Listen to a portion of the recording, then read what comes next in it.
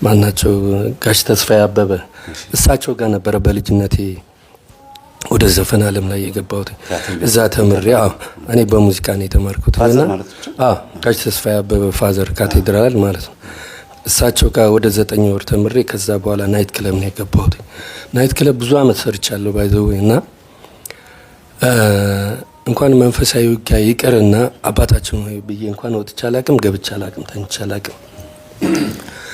ከጊዜ በኋላ ግን ምንድነው የመጣው ታመምኩኝ፣ በጣም በኃይለኛ ታመምኩኝና ምንድነው ያደረኩት ዘብር ገብርኤል ነው ሄድኩት። መጀመሪያ ስግደት አላቅም፣ ጸሎት አላቅም፣ መጸበል ነው።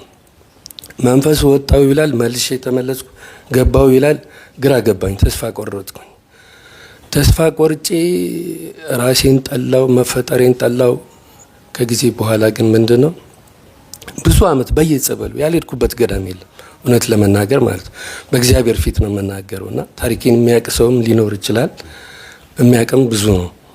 እና በዚህ አጋጣሚ በመንከራተትበት ሰዓት ምንድነው እግዚአብሔር ሲጠራ ከዘብር ገብርኤል እመጋው ራይል ሄድኩኝ። እመጋው ራይል ስለ መምህር ግርማ ሲወራ ሰማሁ።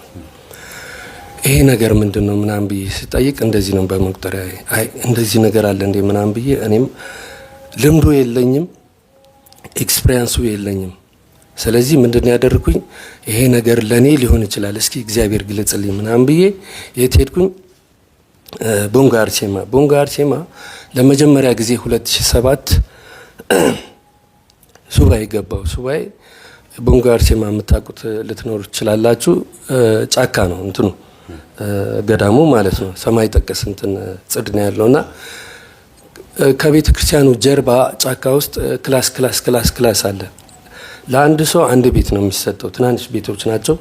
ለየብቻ ነው ሱባኤ የምትገባውና ስለ ህይወቴ ነው የጠየቅኩትኝ መጀመሪያ። ከዛ በኋላ ግን እንዴት ነው መዳኛ የት ነው ምናምን ብዬ ነው የጠየቅኩት። ትዳር አለኝ፣ ልጅ አለኝ፣ አልሰራም ስራ። ምክንያቱም ከልጅነቴ ጀምሮ ዘፈን ነው በቃ ግጥም ነው የምጽፈው፣ ዜማ ነው የምጽፈው።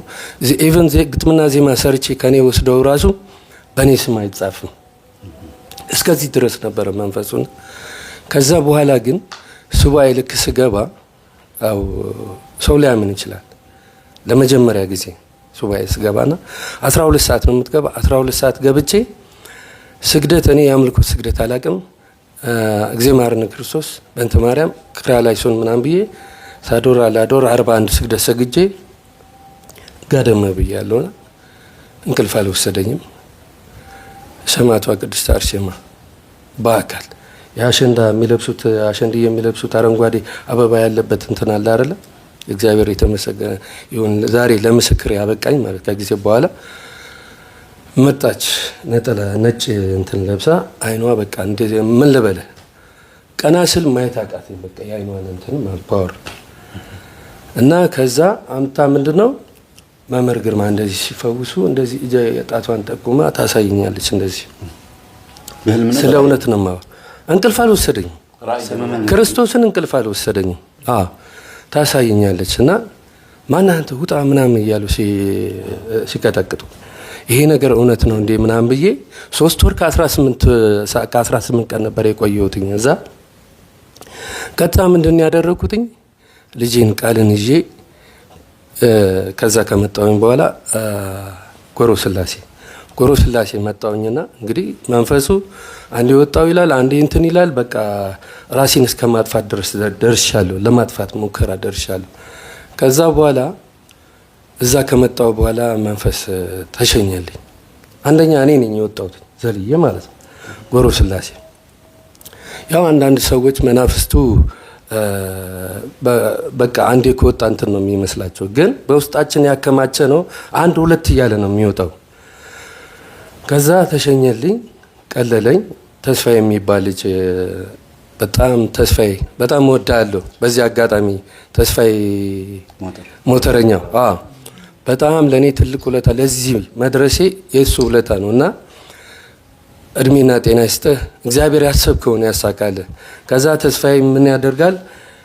እኔ ተፈውሼ ከወጣሁ በኋላ ስልኬን ይቀበላል። ስልኬ ተቀብሎ መንገድ ላይ ፕሮግራሙ አልቆ እየሄድን እያለን ደውሎ ቦሌ ሚካኤል እኔ ቦሌ ቡልቡላ ነበር የምኖረው እና ደውሎ ፈልጋለሁ ይለኛል። እንደዚህ እንደዚህ እንደዚህ ፈልጋለሁ ማህበርም አለን የሚቸግር ነገር አለ። ያኔ እኔ በየጸበሉ በመንከራተትበት ሰዓት የቤት ዕቃ እየሸጥኩኝ ነው። ወደ ጸበል የምሄደው የቤት ዕቃ እየሸጥኩኝ ነው። ቤት ኪራይ የምከፍለው ለባለቤቴም ለልጄም እና እንዲህ ልመናም አላቅም እንዴት እንደሆነም አላቅም መለመንም አልፈልግም። ግን ጨንቆኛል፣ ግራ ገብቶኛል የዛን ሰዓት።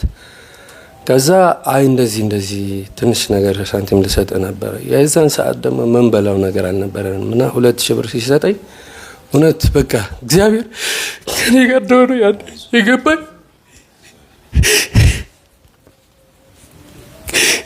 ከዛ በኋላ የመምህር ትምህርት እንደዚህ ተከታተል ያለ ትምህርት እያስተማረኝ ትውስታ ነው። እሺ ያለው አልፈለው አይደለ? ትውስታ ነው። ራስን አረጋጋለ እና ወደ ማህበር እነሱ ጋር ማህበረ መድኃኔዓለም ወደ ኪዳነ ምሕረት ተቀላቀልኩኝ ማለት ነው። የዛሬ 11 ዓመት ነው 10 ዓመት። ከዛ መንፈሳዊ ውጊያም እየተማርኩኝ መምህር ጋርም እየሄድኩኝ መንፈሳዊ ውጊያ በደንብ ተማርኩኝ። መስገድ፣ መጸለይ፣ አምልኮ፣ ስግደት ምን እንደሆነ ያስተምሩኝ ጀመረ። ወንድሞች ያለው አጠገቤ በደንብ ኤክስፒሪያንስ እየወሰድኩኝ መጣው። መንፈሱ ሲገባ ምን አይነት ስሜት እንደሚሰማ ሲታደስ ምን አይነት ስሜት እንደሚሰማ ያን በቃ ኤክስፒሪያንስ እንትን እያልኩኝ መጣው። ከዛ አሼ መሪያችን ወንድማችን እድሜና ጤና ይስጠው በዚህ አጋጣሚ ላመሰግነው እወዳለሁ። ዘፈኖች ነበሩኝ ወደ 40 ምናምን ዘፈኖች ያለቁ ያንተ ያልወጣ እንደገና ደግሞ በኢቲቪ ማለኝ 1-2 ክሊፕ በኤፍኤም ደግሞ እንትኑ አውዲዮ ብቻ የወጣ 3 አለኝ 5 ነው ጠቅላላና 40 ምናምን ያልወጣ ዘፈን ነበር። ቀደ ሽንት ቤት ውስጥ መክተት አለበት ምናምን እሱም ያውቃል። ተነጋገርን፣ ቀድጄ ሽንት ቤት ጣልኩኝ። ወሰንኩኝ።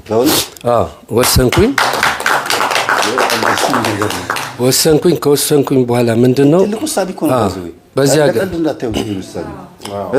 የጻፈው ግጥምና ዜማ ልጆቹ እንደ አንድ ደራሲ መጽሐፍ ልጆቹ ማለት ነው በኃጢአት የወለደው ቢሆንም ይሄን ነገር ቆርጦ ሲጥለው እኮ ከውስጡም ጭምር ነው ቆርጦ የጣለው። ወረቀቱ ብቻ ነው የተቆረጠው። በእውነት በጣም የአሼ ትምህርት እንግዲህ የአሼ ስለ ወንድማችን ነው። ስንቸገር የምንቸገር ስንጨነቅ የምንጨነቅ። ከዛ በኋላ ብዙ ፈተና መጣ። ጣልኩትኝ። መንፈሱ ልብሴን ያስቀድደኝ ጀመር። እየሮጥኩኝ መኪና ውስጥ ሲከተኝ ጀመር።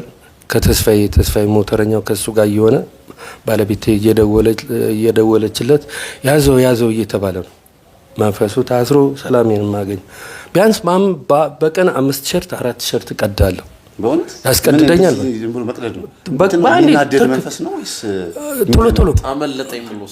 ቶሎ ነው የሚታደስብኝ ያኔ እና ሰው ማህበረሰቡ ላይ ገባው ይችላል። እድሌንም አይምሮዬንም ነው እና ቆይ ይቅርታ ልመልስህና እዛ ቦታ ላይ ሆኜ የኔን ግጥምና ዜማ ወስደው በራሳቸው ስም ይጽፉት ነበር አልክ። ምንም እንኳን ኃጢአት ቢሆንም ዘፈን በዛው በኃጢአት ዓለም ላይ ሆኖ እንኳን ግጥምና ዜማን ከወሰዱ ሰላቢ ናቸው ማለት ነው። ግጥምና ዜማዬን ያኔ ያስጠጣኝ ነበረ። እውነት ለመናገር አይዋሽም። ነገ መዋጮች ስለሆንን አስመስለን ይሄ መንፈሳዊ ሚዲያ ነው አይደል? ዓለማዊ ሚዲያ አይደለም። እውነቱን ነው። ምክንያቱም የእውነት አምላክ ስለያዝን ማለት ነው። በምጠጣ ሰዓት ማደርገውን አላውቅም። በቃ ያያሉ፣ ይመርጣሉ፣ ይወስዱታል። በራሳቸው ስም ነው የሚያወጡት። ግን ዓለማዊ ስለሆነ ስለማልፈልገው ይሄ ነው ብዬ መናገር አልፈልግም። የሚያውቀው ያውቀዋል። ህሊናቸው እኮ ይጠይቃቸዋል አይደል? ግን ከዛ በኋላ ምንድነው ኃይለኛ በቃ መንፈሱ ያኔ በጣም ተበሳጨ። በቃ ይበቀልኝ ጀመረ በየቀኑ።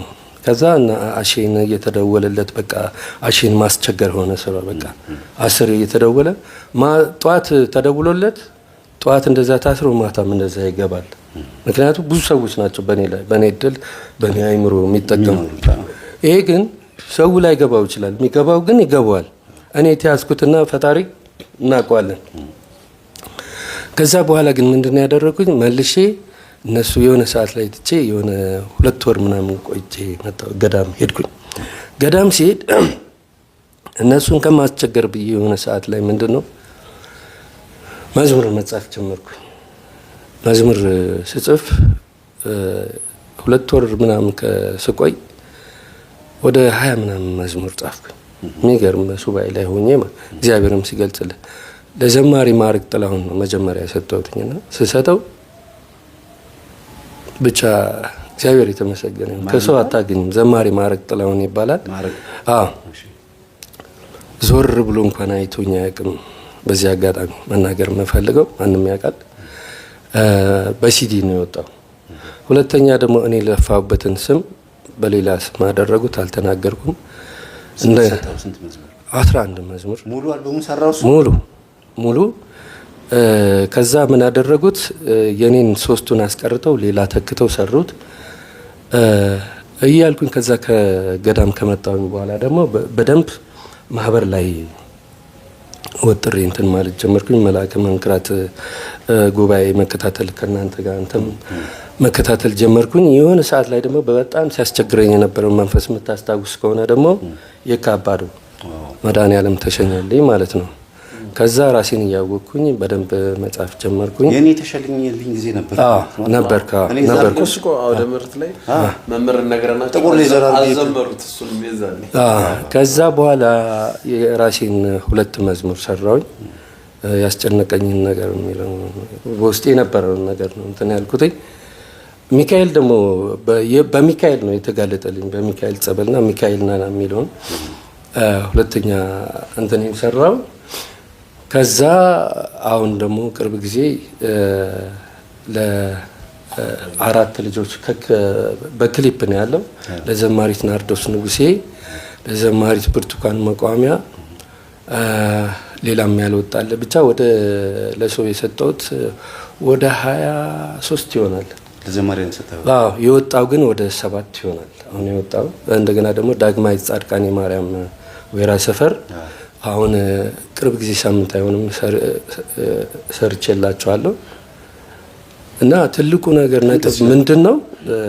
አሁን ደግሞ የዘማሪ ብሩክ ደግሞ አሁን የሰራነው ለሱ የላኩለት ወደ አንተ የተላከው በአንተ ሚዲያ ልንለቀው አስበን ነው እንትን ያለው። ምንድነው ትልቁ ነገር ለዚህ ሁላ ውጤት በየጸበሉ መንከራተት ምንም ጥቅም የለውም። እድሜን ነው የምትጨርሰው እንደገባኝ እንደማቀው። ምክንያቱም ምንድነው እኔ በቃ አሁን ተሸኝቶልኛል ብዬ እፎይ ስል መጥቶ ይዘኛል፣ ይታገለኛል። ሚስጥሩ አልገባኝም ነበር። ግን ከመምህር ግርማ ተማሪዎች ግን ከተቀላቀልኩኝ በኋላ ምንድነው ያገኘሁት? ህይወት አገኘሁ። ለስጋው ደግሞ በቃው። እንደገና ደግሞ ወዲያው ነው ስጋውን የተቀበልከው ወይስ ቆይቶ? ኔቨር አይደለም። ብዙ ከደከምክ በኋላ መማር አለብኝ። ብዙ ነገር መማር አለብኝ። ትምህርታቸውን በደንብ ማዳመጥ አለብኝ። የአምልኮት ስግደቱ በደንብ መስገድ አለብኝ። መንፈሱን መገሰጽ ማሰር መቻል አለብኝ።